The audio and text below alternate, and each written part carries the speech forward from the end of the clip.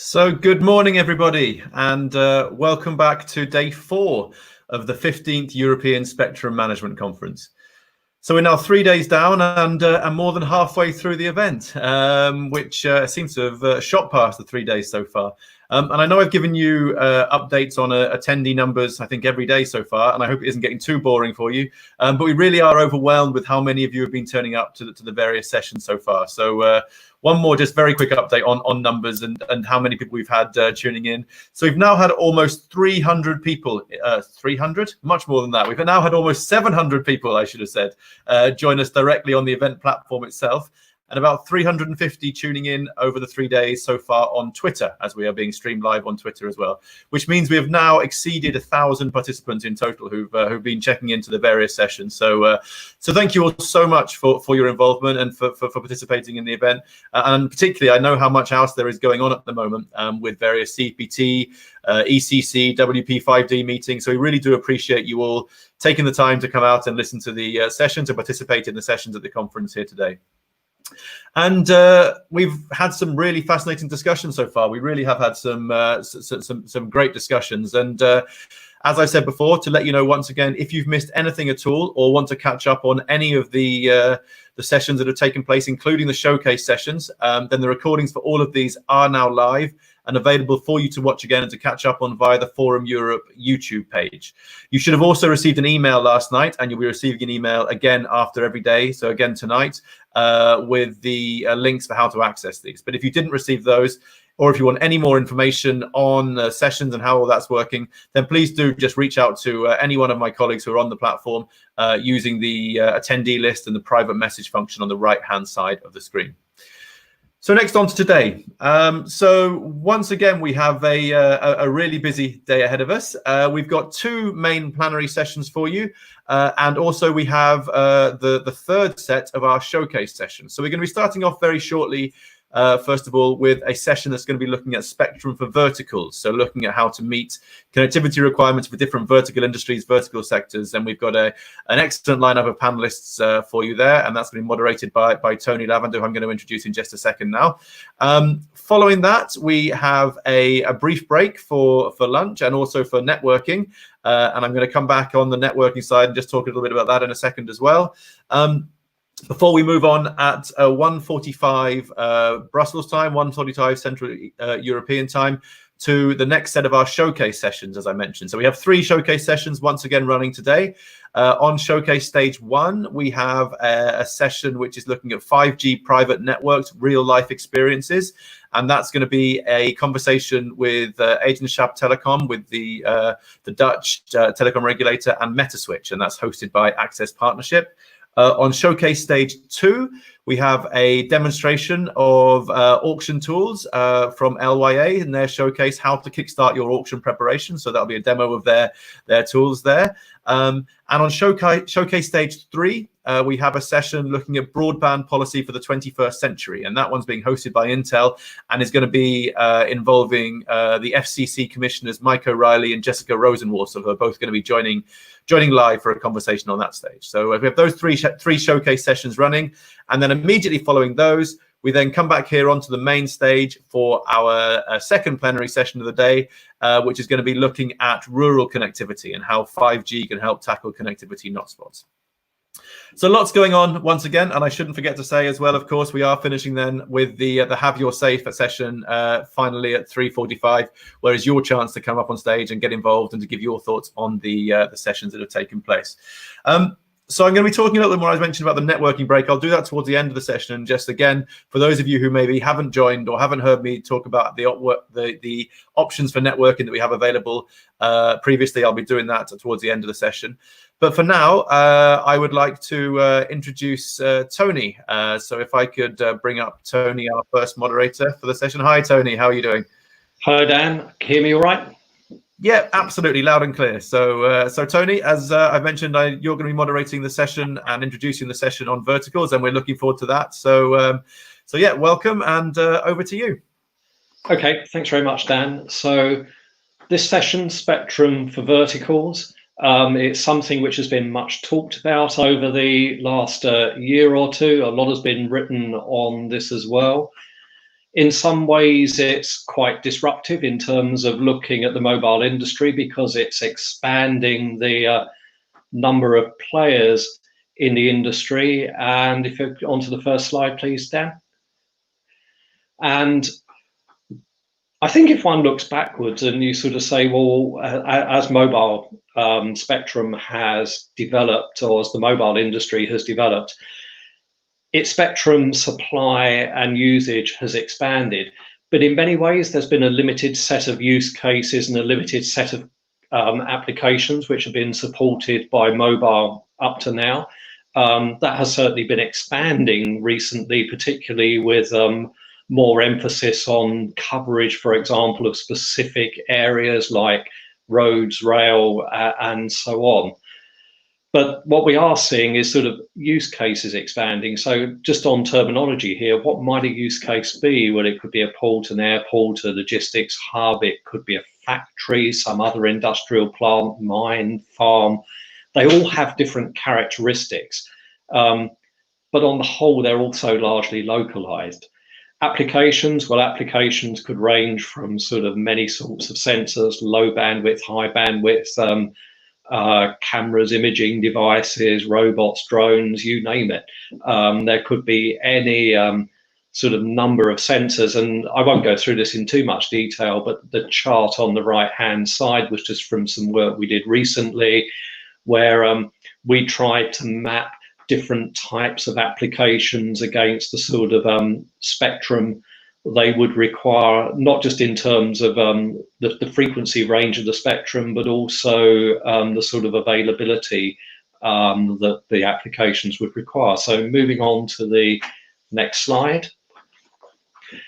So this is perhaps a simplified way of looking at this, but what are the key characteristics for spectrum choice for verticals? Well, coverage, I've already mentioned it's localized, but localized, we, for example, worked on a project recently for an industry vertical where the coverage area was 12.5 square kilometers. So localized doesn't necessarily mean that small. Security and resilience, I think this is pretty important for some applications. So look at things like aspects of the utility industry and so on. They want resilience in some instances, which probably goes higher than MNOs offer today. Bandwidth, well, bandwidth, you could have sort of low duty cycle intermittent devices right the way up to things which are doing high definition video with video twinning with digital twinning applications and so on, which need good uplink bandwidth. Transmission symmetry, so are you looking at an uplink biased world, a downlink biased world, a symmetric biased world? Lots of questions around there. Quality of service, which of course does link in a way to resilience, but what sort of system performance is one actually looking for? And latency, of course, if you're using mission critical or safety of life type applications in some of these industrial environments, latency becomes incredibly important. Now 5G, with the way that the three communication paradigms within 5G provides more opportunity than perhaps some of the earlier versions of mobile spectrum have. But then of course there's also the question about, does it have to be mobile spectrum? Does it have to be licensed spectrum? Could it also be license exempt spectrum for some of the less critical applications? So there's certainly a question of spectrum supply here, and of course, in terms of the opportunity costs that players are prepared to meet, there's also an issue in terms of spectrum access cost. So if we could move on to the next slide, please, Dan. So just a quick example here of license exempt spectrum. And again, I won't go into too much detail on this, but the chart on the left is looking at geographic availability versus a simplified version of usefulness. And as you can see, for those different bands there, they fall into different places. And on the right-hand side, it shows that you can potentially move, by moving the characteristics of operation of some of those bands, you can potentially move them into a more attractive quadrant. But I think from the work we've done, the 5 and the 6 gigahertz bands, wherever that boundary may be on 6 gigahertz for license exempt, look generally attractive. But of course, there are limitations on availability of quality of service, and in some instances, license exempt probably won't do. But we'll come back to that in a minute. Last slide, please, Dan. What we've tried to do here, and apologies if there's any errors on this, is we've just had a look round at who or which territories are offering licensed spectrum for use by mobiles. And as you can see, for example, just picking up on Germany, and I'm sure some of our colleagues on the panel will talk about this shortly, there have been reservations made. There's reservations on a local regional basis in 3.7 to 3.8 gigahertz. And there's also the work which has been going on around 26.5 to 27.5. In Hong Kong, spectrum has been made available on a localized basis by application at the upper end of the 26-28 band. And there's already one large registered user for that. The UK, of course, where I'm sitting now, various activity has happened around the 3.8 to 4.2 band from Ofcom, and also 26 gigahertz band, the lower 3 gigahertz of that band for indoor use. So there's several different approaches being tried here. I think the thing with use of licensed spectrum is there's no evidence yet of any sort of harmonized approach or any consistency in terms of the approaches that various regulators or spectrum authorities are likely to use. Now, I guess the key to get, and on what terms can I expect to get it, and how easy is it to do it, and does it mean I have to become a spectrum manager, and a whole host of questions like that.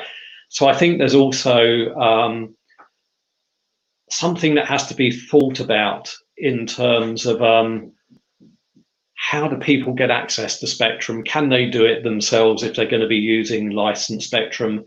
Do they need to be getting that spectrum from someone else, like a spectrum broker and so on? And that's probably a very nice introduction to the poll. And just to remind people about the poll again, there's two questions there. One is looking just at what I was talking about, and there's a second question on the suitability of different sort of spectrum, license exempt or licensed spectrum.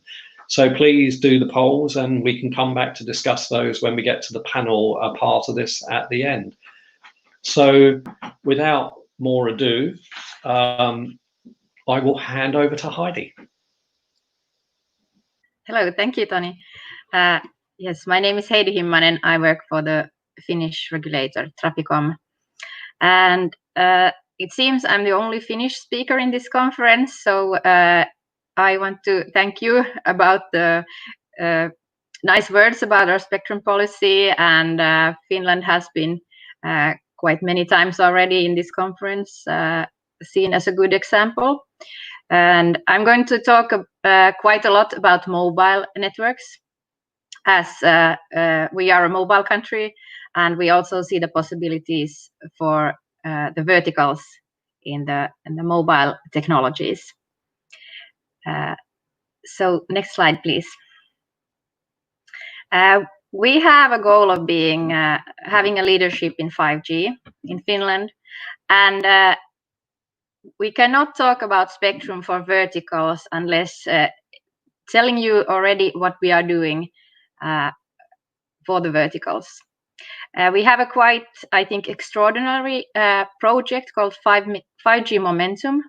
It's an ecosystem led by Traficom, so by our regulator, and we are helping the different sectors in developing 5G services and 5G networks. We arrange workshops and seminars. We provide knowledge and support for different projects, and we are involved in supporting many trials and research and innovation. And this has been highly appreciated. We have more than 130 organizations as members in this ecosystem, and we have many trials. We have many very good cooperation between the public sector and the companies and academia. Most of our trials are related to transport and smart mobility. We have many things going on in industry and energy, and almost every Finnish city wants to be a smart city. So the cities and municipalities are also very interested in digitalization and 5G. Also, interesting things going on in the other sectors. Next slide, please. So a few words about the results of our spectrum policy. Here we have 3 national operators with nationwide coverage, and we have more than 99% of the population covered by the 2G and 4G networks. There is actually a network license requirement for that also. We want to have new spectrum quickly in use. We don't have fiscal goals in the auctions, so we try to sell it to a quite cheap price, so that the money will be invested in the networks. It will be cheaper to build, easier to plan, less congestion and more capacity. This has led to unlimited data, inexpensive prices, developed networks and good coverage for the users. We actually have almost all our subscriptions come with unlimited data. And what is new in 2020, we have, for the first time now, we have allocated spectrum for private and local networks from the mobile bands. And these are in the 2.3 gigahertz band and in the 26 gigahertz band. And in the 26 gigahertz band, we just finished the auction, and we have 800 megahertz of bandwidth for every of the 3 operators, and we have also set aside 850 megahertz for local use. Back, please. Thank you. And this will be local use will be in 26 gigahertz will be allocated this year, assigned for the users from the beginning of next year. And we are just doing the assignments for the 2.3 gigahertz. And also to say that in the 3.5 gigahertz, we have 130, I should say, 130 megahertz of spectrum for each of the 3 national operators. We also have there is a smaller operator with the spectrum in 450 megahertz, and they have built quite many private 4G networks using or leasing the spectrum in 2.6 gigahertz TDD bands. Next slide, please. So we have given a lot of spectrum to the operators, but they are also doing a lot for the verticals. And here are some examples of what our operators, what kind of trials they have done in 5G for the verticals. We have remote control tractors. We have video analytics for Industry 4.0. We have support for construction areas and logistics, and lots of industrial applications. Next slide, please. And here a few words about the interest for the private and local spectrum. So in 2.3 gigahertz, we had now applications from mines, from power plants, ports, factories, and campus areas. And there is also interest, especially to both the 2.3 and 26 gigahertz for the short-time temporary networks and cities and university campus areas. And we have many large associations giving their responses to public consultations for the 26 gigahertz spectrum, that they have a large interest in this spectrum band. They are listed here to the right. And just to add that even though we now are assigning this private spectrum for private and local use, we already have many private networks for these different verticals available now, built on the mobile operators' spectrum bands, either by the mobile operators or someone leasing their spectrum. So that concludes my presentation. Thank you very much.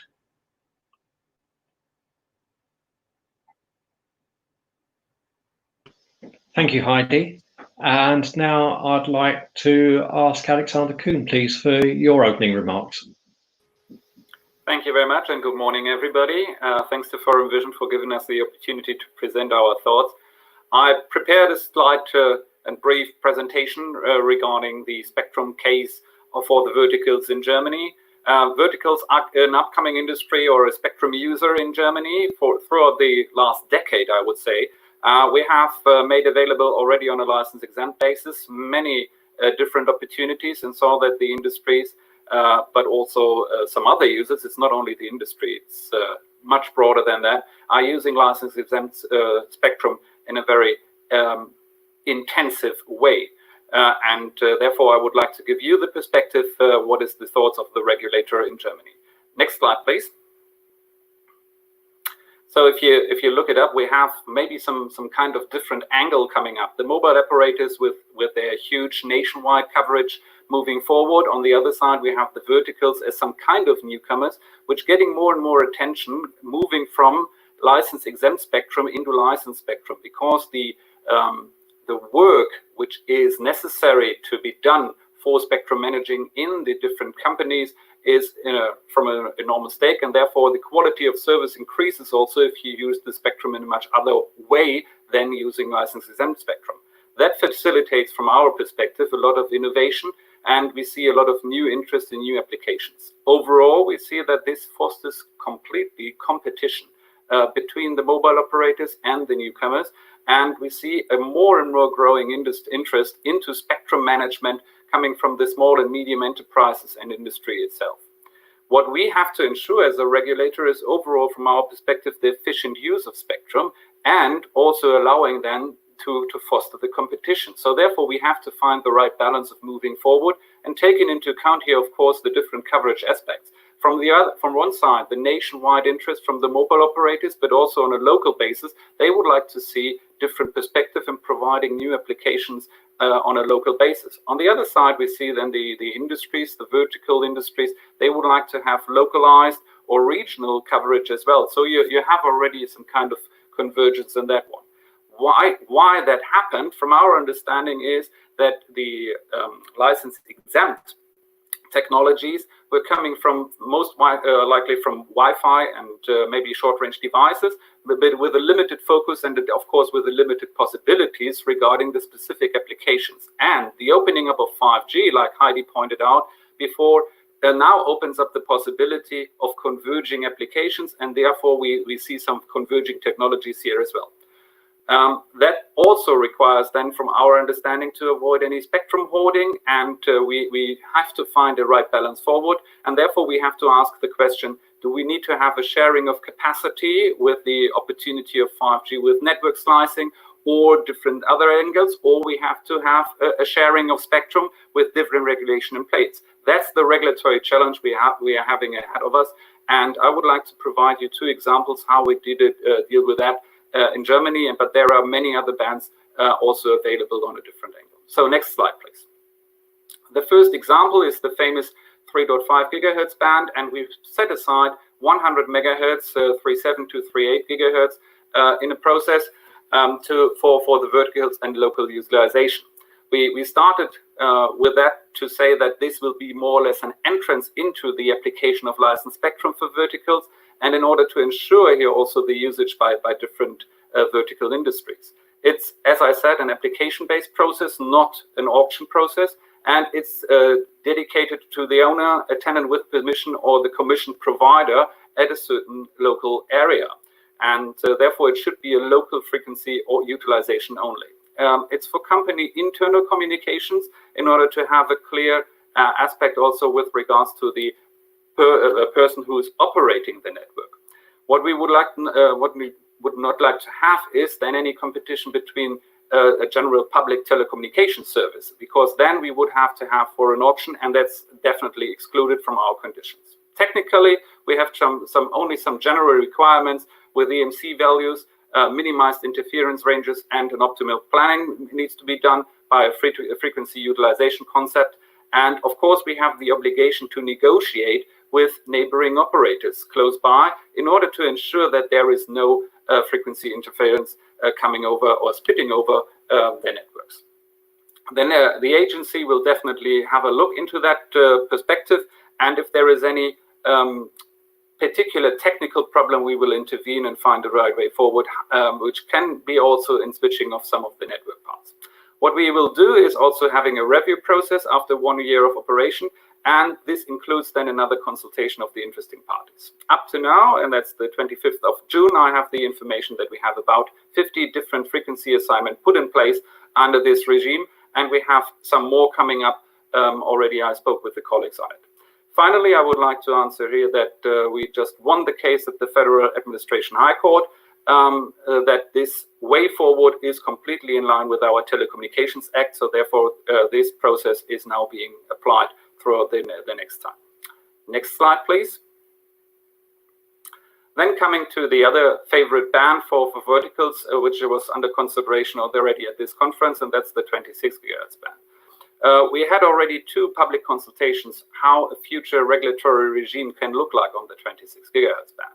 And we were at the beginning a little bit evaluating if this could be also part of a license exempt band, where everybody can work on a collateral basis and just with some technical requirements. However, from our understanding, we need to really balance the situation and work forward. So we have taken this opportunity in order to have also here an application-based service on a technology service neutrality basis, and it will be a first come, first served principle. We will start the assignments because we believe that the equipment will be available only on 26.5, 27.5 gigahertz upfront with this band, and then downwards. There will be no further spectrum set aside, particularly for verticals, but in the final consultation, we would like to see if there is some kind of pre-definition or prejudgment for local usages if there is already somebody operating a local network in the near area and there is no further spectrum available. But again, there will be an obligation of negotiations, and there will be some kind of individual coordination with the existing user, and also a review process after 1 year. You will see that we will start our final consultation on this framework within the coming days, so within July 2020, and then we put it in place as far as possible. And my understanding is that we can do that maybe mid-September or end of September this year. So, and then the assignment procedure will start. With this, I leave it to look forward for to the discussions we have at this conference, and leave it to Tony. Thank you. Thank you very much. And next up is Jan Hendrik Jochem from Deutsche Telekom. Thank you, Tony. Good morning, everyone. And also thanks to Alex and Heidi for their national examples of licensing approaches for verticals. And sorry, Alex, I liked Heidi's approach much more. And I think we have seen what we will see what do more good for the 5G in general in the future. I guess the Finnish approach was better, but I come back to that later. So my name is Jan Jochem. I'm working for the regulatory department of Deutsche Telekom, and I'm head of spectrum policy in DT. I will give you an impression how we as an operator see the case of spectrum for verticals. Next, please. First of all, we agree that there is a vital interest for verticals to get access to spectrum. The only question for us is, how can this be satisfied best? From a service perspective and from a spectrum management perspective as well. We believe that there is a good toolbox already existing that can serve verticals. We have subleasing of spectrum. We have using unlicensed band And we have also alternative bands that are not the core bands for INT 5G pioneer services. And also these will serve vertical needs, as Heidi already said, for example, the 2.3 gigahertz band in Finland, also some considerations on the 3.8 to 4.2 gigahertz band are proposed in UK and Belgium. All these bands are perfectly fitting for verticals for their needs, and there's no need to take the IMT bands. And we see this is starting to work. Subleasing, as in Finland, it's also planned in the Czech Republic, for example, in the conditions. The Belgian and the UK case for the 3.8 to 4.2 gigahertz band is perfectly suited for sharing with the SAT services. There's a good opportunity that you can locally coordinate private networks and satellite services if they are just also on very local places usually, and that you have a wide range of spectrum that you can use for that. And also the use of the unlicensed spectrum is a good opportunity, mainly as a complement, as was stated already quite correctly, that unlicensed spectrum can't deliver all the needs that a private network might have, but as a complementary solution or on campuses, this is also a good thing. So having said that, altogether, there's already an interesting choice of option for verticals without setting aside spectrum that is meant for mobile coverage for 5G. What we actually see is that there's a risk for efficient spectrum usage, as we see a trend to fragmentation of the spectrum, as anybody at the moment from the industry asked for separate resources, and there's not enough spectrum to satisfy all these demands with dedicated exclusive spectrum bands. And another issue, what we see now with the approach that has been done in Germany and that should be considered taking further decisions, is that in shared band, the coordination is extremely complicated now. The 5G service in 3.5 gigahertz is a TDD technology. Therefore, it's a need for synchronization between the networks, or you need to find a way to coordinate. With the approach we have in Germany, we now have 50 cases of cross-border coordination inside the country that need somehow to be tackled, and Alex already said it's going to be more. This will be very complicated. If I look at the discussions in the PD1 on the coordination framework, I see a huge problem in front of us here. The coordination with the verticals will be difficult. Alongside borders, we expect already that there is the need of corridors up to 60 kilometers. What happens if the operators use the 5G spectrum? We alone, DT plans more than 5,000 sites during the next 2 years in this band. How can private network fit into that, and how will they be able to synchronize with the operators, or to find any other way to coordinate? So this is very difficult, and this is not really efficient in the end, and will cause probably a lot of problems. Next slide, please. But MNOs will play a vital role in 5G deployment, while the set-aside pose the threat to the wider success of 5G. For verticals, 5G will be important to ensure that they have the best connectivity to transform their business, and the mobile industry will have the means to support the verticals here. We should see that not as opposing each other, but supporting and complementing. Network slicing will tailor services for diverse requirements, and the vertical industry can also benefit from the diverse spectrum assets the MNOs have. So already today, there are campus solutions based on LTE on very different very different spectrum bands, and it depends, as Tony said, if you need coverage, if you need bandwidth, if you need a combination of both of it, that's in the portfolio of the MNO. With this, mobile operators may be able to provide many, if not all, of the use cases that the verticals may put forward, and many of them even today, and even with 5G services.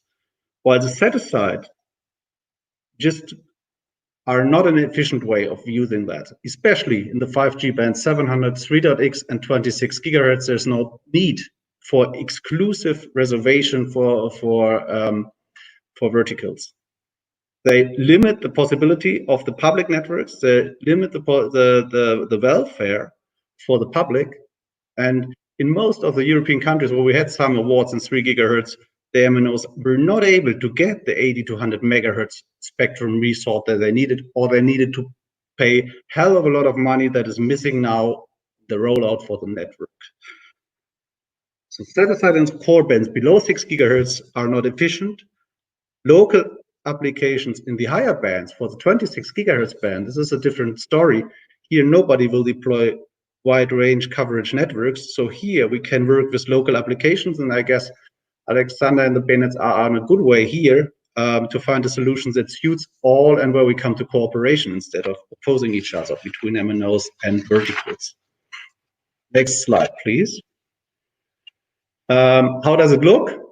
Very simple, just an example. How do we build the campus network for verticals? It's just a solution on 3 pillars. So next is, first pillar is the public coverage. That is anywhere usually there in the industry areas.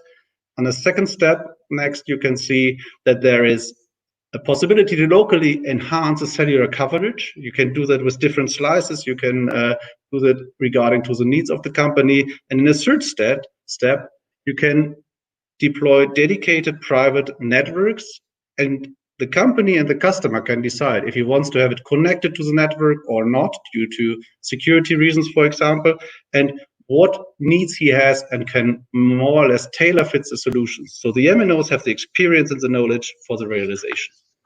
So summing up on the last slide, mobile operators have the potential to provide communication solutions, being able to satisfy the needs of verticals. The satisfiers do very negatively impact the markets with scarcity, fragmentation, very high spectrum prices, and also limiting possibilities of new companies. We have seen that in Germany as well. Commercial solutions, including subleasing, provide better solutions, and the unlicensed spectrum is a valuable additional alternative to serve the purpose of verticals. Thank you. Thank you very much, Jan. And next, I would like to ask Daniel Marr from SES to give his opening remarks. Hello, everyone. Thanks very much. So I'm here to give a satellite perspective on the spectrum for verticals debate that's been going on. In some ways, it sort of passes us by. We're orthogonal to this, but in many ways, this is quite important for us. Because, like it or not, the spectrum that people are looking for when they're looking for a spectrum for verticals is spectrum that we're already using. So next slide, a little bit about SES. Most of you should know who we are here in Europe. We're a global satellite fleet operator and a solutions provider. We're headquartered in Luxembourg. We have 70 plus satellites in orbit today in both and sorry, people are saying that you can't hear me. So there are, we're a global satellite operator with about 70 satellites in geostationary orbit and in medium Earth orbit. We have coverage of 99% of the world's population. We have a unique combination of geo and non-geo assets in space today, offering a wide range of flexible solutions for our customers. And we're the of innovation in trying to build cloud scale automated sort of fiber in the sky and working in many industry groups to try to make sure that satellite solutions are completely interoperable with the networks of our customers. So in the vertical space, next slide, please.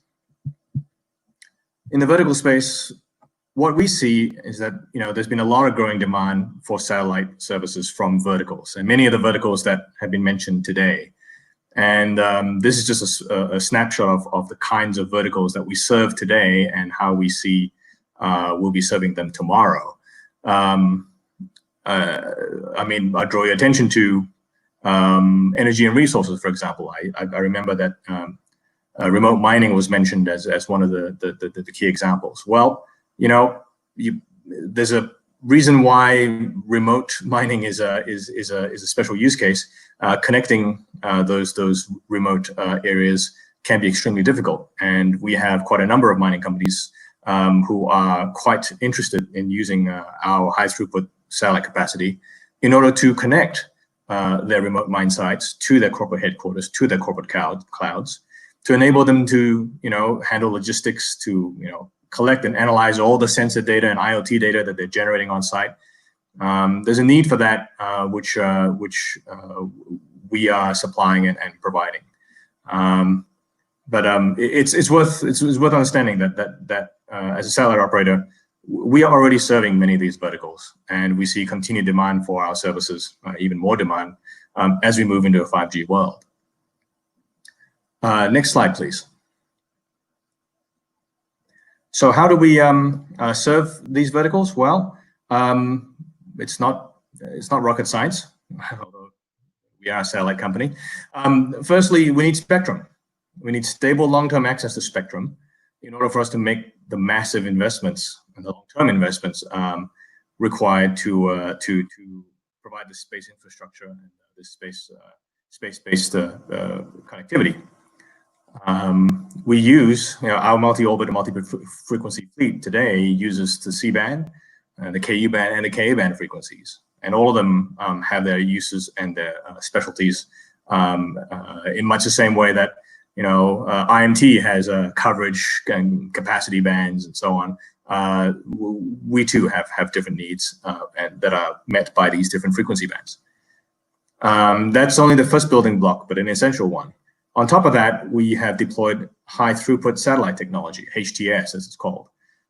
This enables us to mount much more spectrum and much more flexible bandwidth on each satellite. And at the end of the day, that means much lower cost per bit delivered. And there are extremely large economies of scale in building a single satellite system to serve the aggregate demand from multiple verticals. I think you've heard a variation of this argument from T-Mobile. The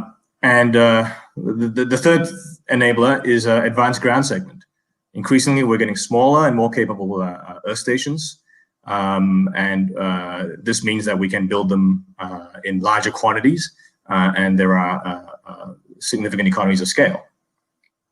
And lastly, for the regulators in the panel, we need rational licensing. We need access to that spectrum on reasonable conditions and reasonable prices that ensures that they don't kill business cases. I guess this is our variation on the M&O argument that that spectrum is too expensive.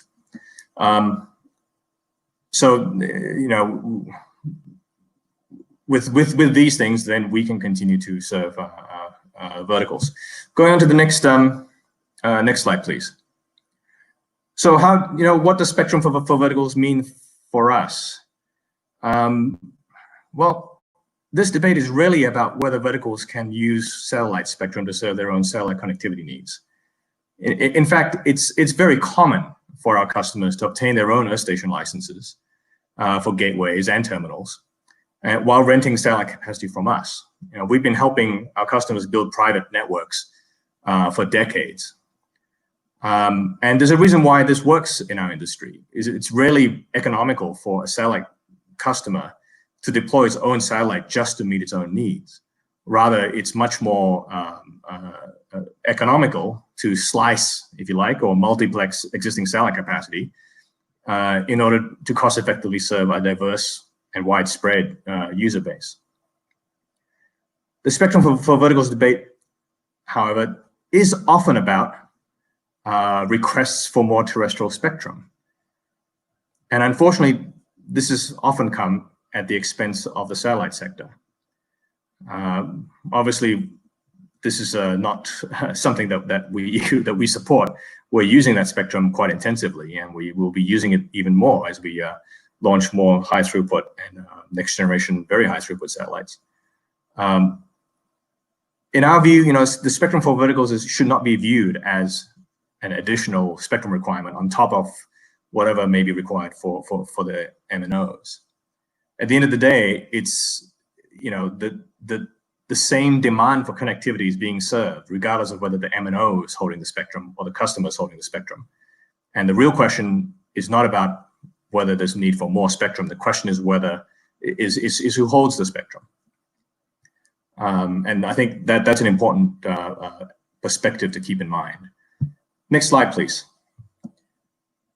So I'd like to conclude by just raising a few important questions. One is, and this will sound familiar to some of the MNOs here. My question is, why do verticals need their own spectrum to get the connectivity they need? Why can't a vertical meet its own connectivity requirements through licensed providers that we would normally expect to enjoy much better economies of scale than an individual enterprise? Why can't the same result be achieved through network slicing to create mini private networks? And how much demand really is there for spectrum for verticals? And then the last two bullets here, and the speaker from T-Mobile has already touched on this. What is the impact of spectrum for verticals on the businesses of MNOs? One would imagine that if we've reduced their addressable market by taking these customers off the table for them, then their massive investments in the 5G networks will have to be recovered from a much smaller customer base, a much smaller revenue base. What does that mean for public policy and public welfare? And of course, finally, the impact on us. Since we're usually the sector that is being asked to give up spectrum, often spectrum that we're already using, in order to satisfy these requirements. You know, a lot of the rules are the rules debate for verticals licensing is about how do we make sure that they can meet their needs and do so on a, you know, and ensure that the rules can provide certainty for investments. Well, we need investment certainty as well. We've deployed billions of dollars in infrastructure and space to serve the very same verticals. And in assessing whether spectrum for verticals requires us to give up any spectrum, all of this should be borne in mind. Thank you very much.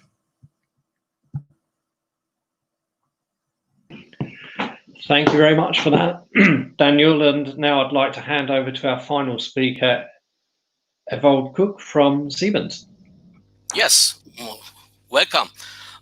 When we start with the first slide, there's the one question, a very question what we very often got from our customers. And so let me say I'm not presenting here. Oh, that was a little bit too fast. I'm not only presenting Siemens, I'm also presenting our customers, our OT customers, what we have behind. And the question is a private frequency band a must-have for industrial 5G? And the answer from our customer is yes. And now I can say thank you, that is all. But why they requested these private frequency? And maybe we can go to the next slide. So when you look all the possibilities what 5G has in the future or already today, we have to look on different profiles. More what the MNOs are surfing for, and also the industrial profile. And I'm only looking on the industrial profile for our OT customers. And yes, there is a need for a private, let me say, campus network in a own frequency. And when you go to the next slide, please, then you see what is the benefit or the requirement for them. The benefit is data privacy and, of course, also security. And, of course, today, also the OT departments, they handle their own networks because the breakdown time must be avoided. That means the goal is to have a network which runs on 100%. We all know that 100% is not possible, but 6.9 is in many cases a requirement when you look, for example, at automotive industry, but also when you're looking in the pharma industry, and therefore the requirements comes from the customer side, and that was also the reason in Germany that the customer asked the German government to go in this direction to support digitalization. And Alex and his organization, I would say, did a great job, and that they offer the industry these private spectrum. And when you go to the next, please.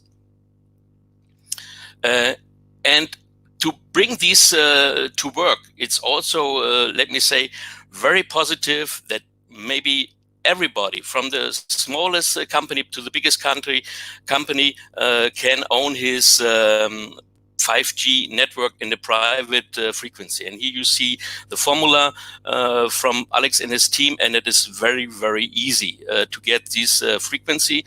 We already did it also we are also part of the 50s, because we also need this for our factories and also for our proof of concepts, what we are doing. And when you're looking at Karlsruhe, one of our factories, it's, let me say, 500 euro a year. That is nothing. But then you have a very stable and reliable network. And that is the reason behind that, they are asking our customers, not only Siemens, but the customers, for a spectrum, what they have in their own hands. And when you go to the next slide, please. And here you say what is possible in Germany, what we have with this band. But of course, we are also looking on the bandwidth with 26 gigahertz as well. But in the moment we have in Germany, the big advantage that we have for our customers, for our OT customers, these private band, what they can use for private campus networks. And of course, Siemens will also tap into this business with 5G components, but only for private. We will not go in the let me say, in the MNOs space. That is not our focus. Our focus, or the focus also from our customers, is to have these possibilities with 5G in a private way. And when you look a little bit more on the frequencies, go ahead, please, with one slide. What is available in the world? You see there are many, let me say, frequencies available to can handle these options to have a private band. And when you go to the next slide, and we look at the use cases, we have many use cases what we can today fulfill already with Wi-Fi, or we call it industrial wireless LAN. But when you are in the ISM band, you know what could be happened, interference and things like this. With a 5G network in a private band, you have a reliable network, and 6.9 is not impossible. It will be possible, and that is the big benefit what the German government offers the German companies to go on this way. And let me give you an example. The automotive companies, they are worldwide, and they are also asking now the European Union to have this frequency in the European Union, that they can work with blueprints that they use in Germany, also in Portugal or Spain or Hungary or whatever. And that is something we will also support our customers in this direction. That was it from my side and from our customers, what are behind us. And thank you, Tony. So a big thank you to all the speakers for their contributions there.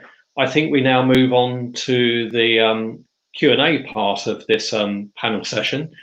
And what I want to do is to come back to the polls. And I don't know, Dan, if it's possible to put up the results of the poll, but the numbers you gave me a few minutes ago on the first question were, so on the requirement for licensed spectrum, 14% of people thought there was a requirement for licensed spectrum for verticals, for unlicensed 2%, and for the option that was a mix of licensed and unlicensed, 84%. So that's interesting. Does anyone want to comment on that?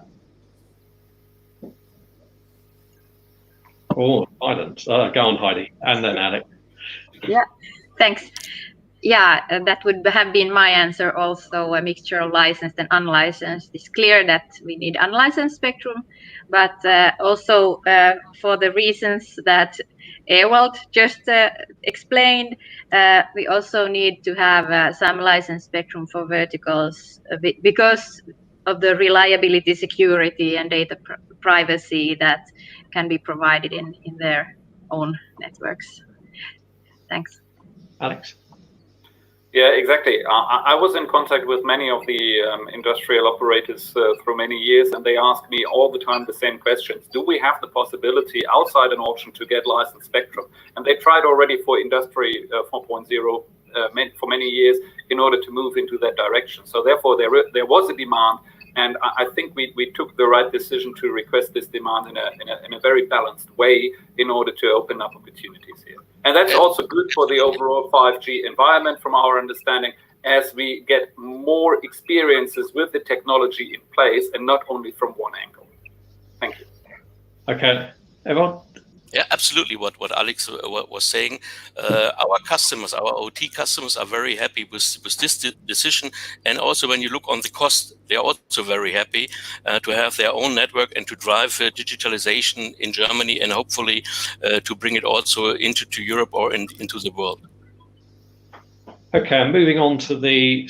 Oh, did you have your hand was right on the edge of the screen? I could hardly see it. Yeah, so sorry. So just to add, maybe. I mean, as I said, of course, there's a need for spectrum for verticals. It was just the wrong band in Germany. I mean, the costs that occur now and the efficiency of that is not given. You have just 50 premises in Germany, and all the country is not covered. So the other options, like Finland did, are much better. You have also exact access to spectrum, and you have the possibility to deploy your private networks, but you don't limit the possibilities for the public. And that's what has not been quite well evaluated in Germany. What is the social benefit, the socio-economic benefit of that one?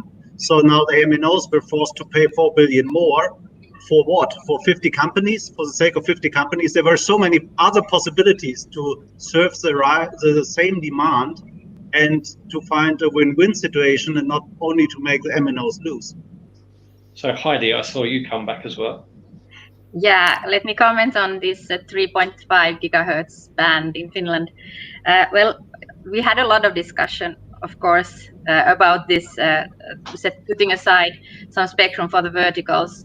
This discussion went on 2 years ago, as we assigned this, assigned the spectrum then in 2018 already.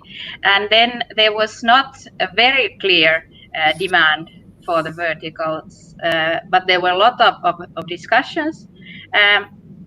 It was a political decision, obviously, but still, I think that one of the important reasons to take this decision to give the whole band to the national operators was exactly this, to avoid the interference, and also to have the best spectrum efficiency. And I mean, in the TDD networks, it's not it's a little bit complicated, actually. And also, as we heard from Ericsson earlier in this conference, the best efficiency is when the interference and spectrum use is controlled by the 5G network. That 5G takes care of this automatically, actually better than the specific, like, spectrum plan for individual licenses that we can do as a regulator. Thanks. Okay, and moving on to the second question, because I think there are a couple of lead-ins there to the second question. Yeah, one point. Go on. Yeah, okay. One point on that one. It's not excluded that a specific company also ensures or gets forward with their spectrum, then operated by maybe T-Mobile or any other MNO operator. So you have the possibility to use these particular point as well, but you have the possibility also to use your own and build up your own network, which is then some part of competition as well. Because always you have the difficulty between the different spectrum users in order to ensure that there is no interferences between their networks. That's a normal thing.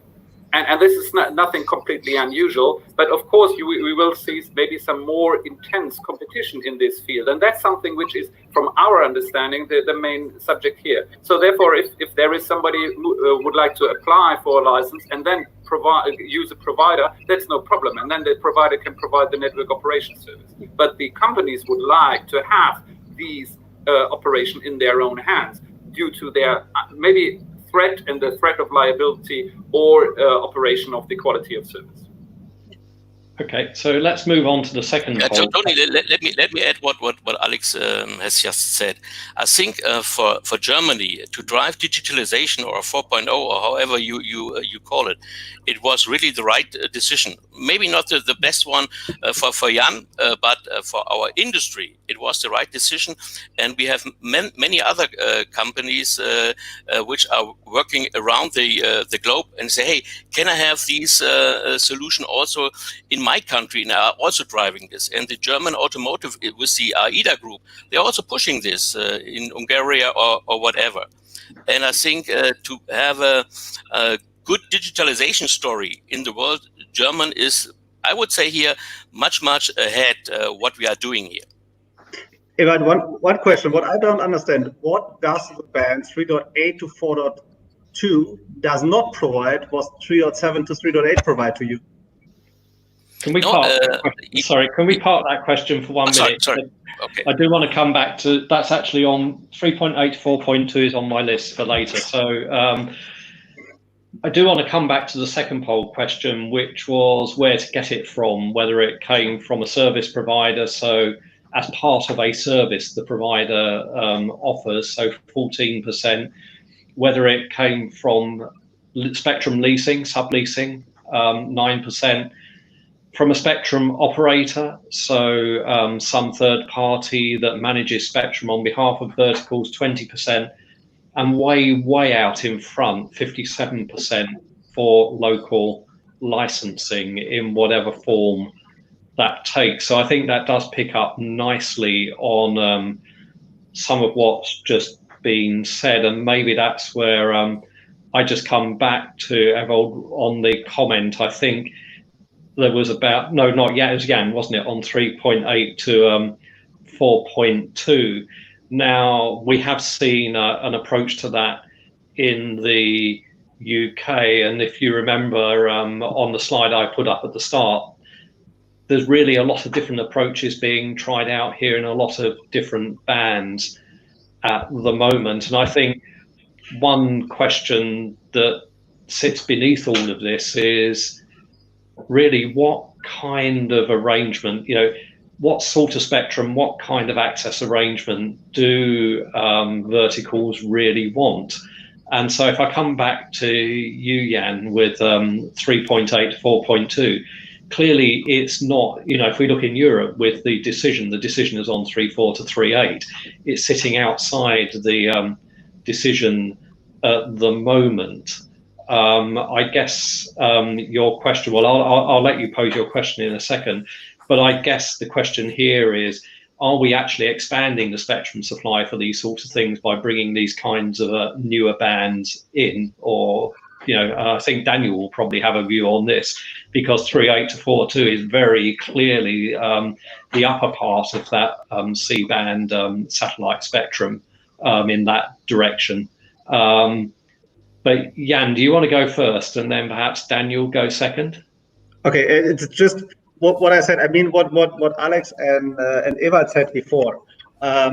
I don't not deny that there's a need from the vertical industry. I mean, that's not what I said. I just said you took the wrong band. It was 3.8 to 4.2. What is a satellite band? You could also offer on a local basis exactly what you need for your factories without interfering the satellites, because it's very localized. It's mainly indoor, and with this option, you would not have needed to limit the possibilities for the public in Germany, and you could even have the chance to cooperate with the operators and with a chance to even have maybe more spectrum with carrier aggregation, for example, combining your own network with services from an MNO. And clearly we can offer services, and we have very good services, and many companies that were asking for for private networks are now coming to us, asking us to realize their networks with our spectrum. They don't even want to apply for that. Even it's what we see. Even though they argued to get this spectrum, now they have it, and I see it's more complicated than just putting on the Wi-Fi.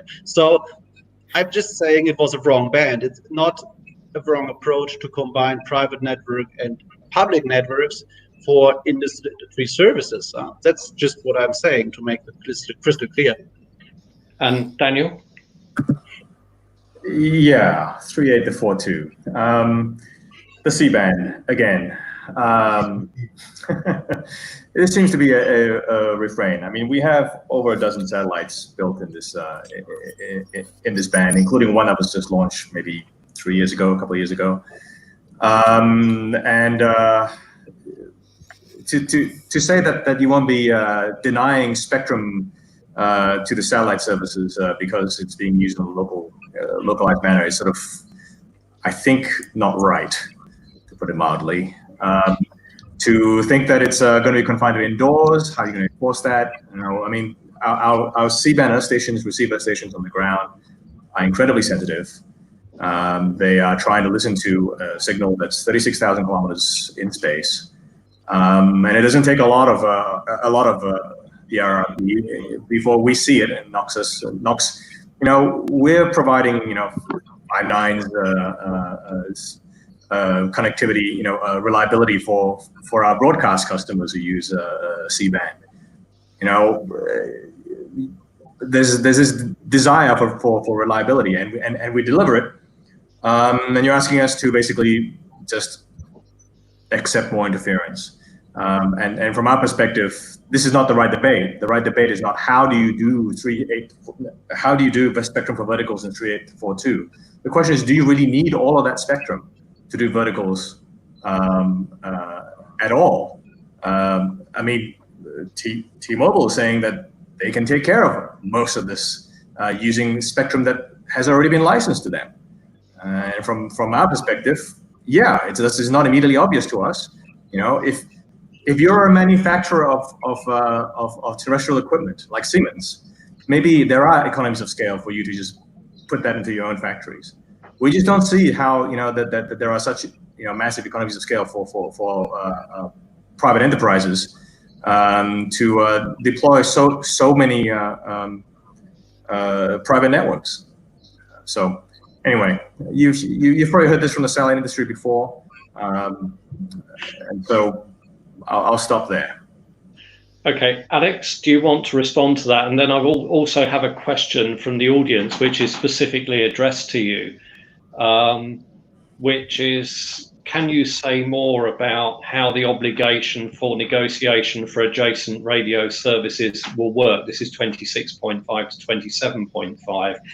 Is it up to market players to agree on the coordination, or is it a centralized coordination function that Bundesnetzagentur will deal with?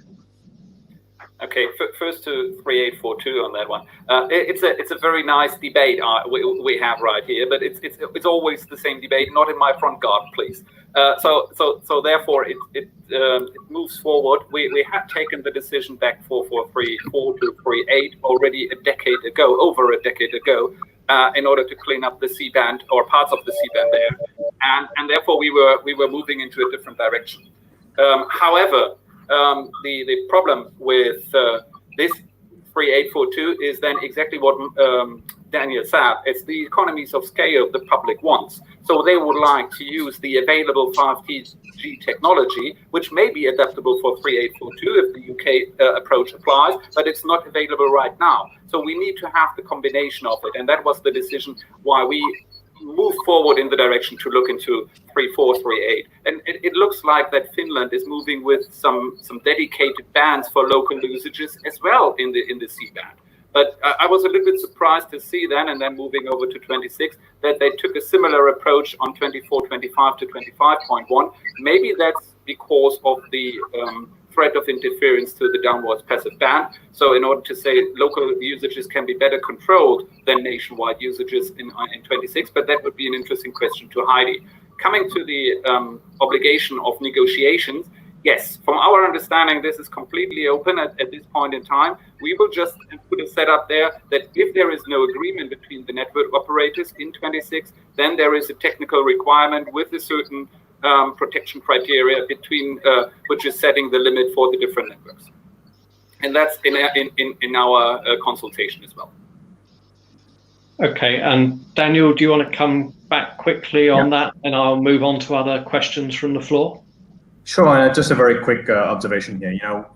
3438 has been made available, since 2009, but it's only just been licensed and rollout has barely begun. And there's a pattern here. Every time IMT gets more spectrum, immediately the next request is for even more spectrum.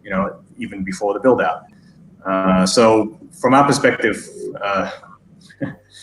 this debate is getting old, very old. Sorry. Okay, so let me pick up on the next question I have here. So this is from Dean Bubley, and it says there's a clear demand from several industries for private licensed 4G, 5G, but not all enterprises want an MNO managed service or lit slice of a national network.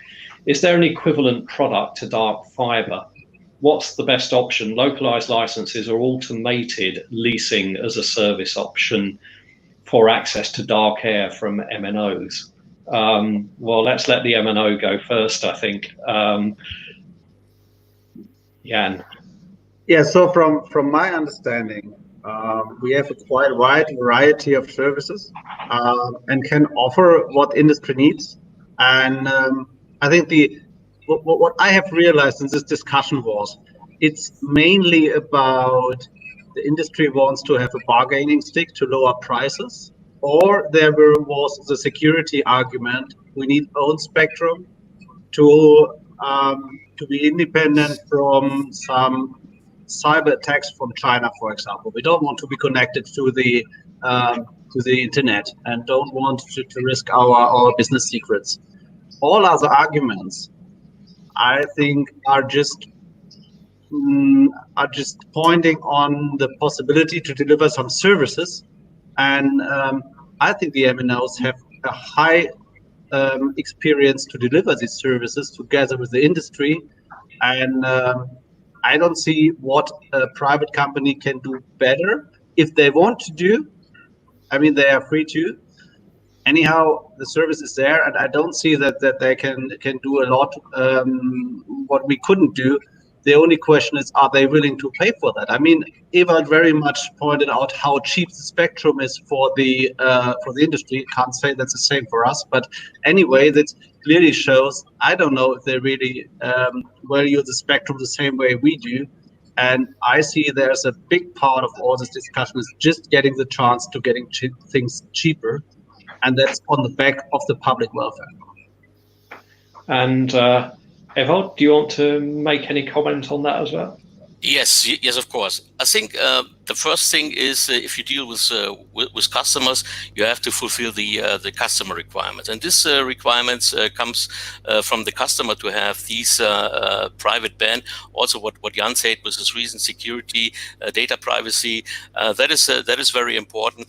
And we are in the wireless business for over 15 years with industrial wireless LAN, with the only company who offers safety solutions, and that is the requirement what we have from our customers today, and I mean that worldwide, of Toyota or General Motors or Mercedes or whatever. They're using our industrial wireless LAN portfolio. Also, for example, amusement parks like Disney to have their own network. And the question comes: can I do that in the future with 5G as well? With the more possibilities what I have with 5G. And the answer, what we will give them or already gave them, is yes, we are working on this topic, and we show also in showcases on fairs, or we have an automotive test center in Germany where we do these the SPOCs to fulfill the customer requirements. And when the customer said, okay, I will need a private campus networks, and also Telecom will go also in this business to bring this on premise. Then you fulfill the customers and make the customer happy. Thank you very much. So if I move on now to, go on, Alex. Hello? Hello? Did you want to add to that, Alex? Yes, just a quick one. I just wanted to highlight here as well, even if the fee is oriented only to the administration costs on that one, there is also the obligation of the use it or lose it principle. So there is a constant review of the licenses in place. That's what I pointed out as well. And this is maybe a little bit different also to the MNOs and their spectrum for exclusive usage rights over 15 years. Okay, so if I now move on to a question from Simon Pike. It says, MNOs argue that coordinated private networks provide the highest technical efficiency in use of spectrum. However, the role of regulators is presumably to facilitate the creation of value through use of spectrum. Therefore, does the value that might be created through giving verticals direct access to spectrum outweigh the potential reduction in efficiency in use of spectrum that might result? So Heidi, do you want to have a go at that one? Yes, thank you. Yeah, I understand this question, and that was a little bit that I already pointed out that in the pioneer band 3.5 gigahertz, Finland took this decision to give this to the operators and give other parts of spectrum now then to the verticals and for private networks. I think we have seen now in 2.3 gigahertz for TDD LTE that it's a challenge, and it's not as flexible to coordinate between neighboring networks. And we actually have taken the stand that they should be synchronized, TDD synchronized, the different networks. So this already puts a limitation. But in 26 gigahertz, we have still 800 megahertz per operator. So they have a lot of spectrum there. And then it's the 26 gigahertz networks might be more local. And in that sense, we see that the private and local use is not in that sense cannibalizing on the revenues and the possibilities for the operators. And Alex, do you have any comment on that? Not an immediate one on that one. It's similar to what Heidi said already. It is of course a technical challenge, and I completely agree with Jan. It is not an interesting and a very easy task for everybody to move forward in that one. However, I think we need to balance there the situation and gaining also the attention of everybody. That's a very quick, maybe not a complete answer to the question of Simon. Thank you. Okay, we have 7 or 8 minutes left. So before I come to doing just a very quick minute or so from each of you on the panel, another question which comes up when looking at this is, what's the demand for this really going to look like? How many instances of demand are there? What sort of spectrum will people need? And over what time is this actually going to happen? I think we certainly get an urgency in all the discussions that go on around this. But is that urgency justified, or is this actually a slower burn thing? Evold, do you want to pick up on that first? Yes, I will give you a first hint on this. What we learned from our customers when we look more and more in flexible production and go away from the traditional production ways with conveyor and things like that, and only use AGVs or robots, then you need a wireless network, a stable wireless network, a reliable network. And that is the requirement from the, I would say, now I can say from the German customers to go in this direction, to have a private band and to have a private campus networks. That is the main reason behind that. The digitalization changed the production, and therefore we need more and more wireless communication. And the spectrum, which spectrum is it, is not the important point. The important point is to own this spectrum in my factory. And if you can say, yes, I can fulfill this requirement, then they are happy, and then they will go this way to have a flexible production. And we discuss it with so many automotive companies, but also in the pharma industry, we have the same. And now I would say in the Corona area, there are much new ways to work together, and also in the production side, and this needs wireless communication. Of course, you can say I can do this with Wi-Fi 6, but the requirement is there to do this with 5G, because 5G in the other releases 16 to 18, we have much more possibilities like position and things like that, and that is the main goal from our customer side. Okay, in the time we have left, we're on 5 minutes now, so sort of no more than a minute each. Having taken part in the panel, what is the takeaway you would want the audience to listen to from this panel session? So just going by the screen here, so Daniel. I'm sorry, I missed the question. Sorry, yeah. What message would you want the audience to take away from this session? Right. So from the satellite's perspective, I think it's pretty clear. There's been a lot of spectrum already allocated for terrestrial services. Now, this spectrum could be assigned to an MNO, it could be assigned to a vertical. Whoever it's assigned to can use it to meet whatever connectivity needs are out there. It's not immediately obvious to us that it should be in the vertical's hands. It's not immediately obvious to us that it should be in, that it's in MNO's hands. But regardless, the spectrum is there. It can be used. A lot of that spectrum that is being considered for vertical today is barely built out. Only recently issued and licensed. So we don't really know. It's just not really. It's just. It seems unnecessary to us. Given those circumstances, that the immediate priority of regulators should now be to look for more spectrum in our bands, like in 3.8 and 4.2, to satisfy a need that, okay, if it's there, there's spectrum, let's see if the existing arrangements can take care of it. The economics of it all, the economies of scale, all of that.